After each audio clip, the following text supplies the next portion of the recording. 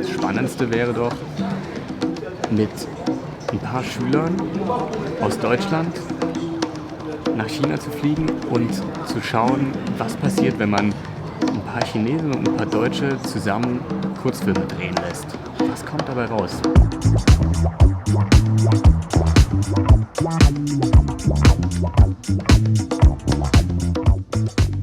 Die Offenheit und die Bereitschaft, sich mit dieser anderen Kultur auseinanderzusetzen, und das finde ich eine wahnsinnig gute Sache.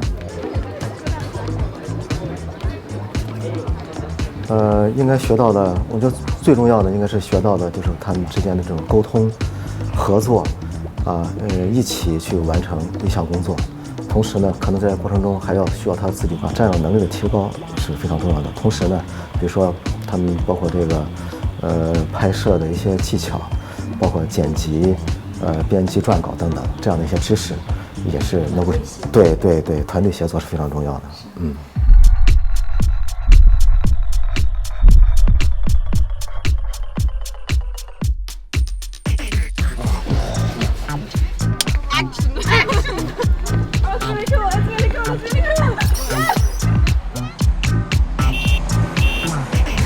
Sometimes I think we are from the same place.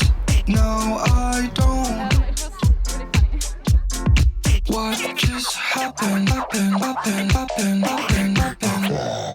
You want to see the movies?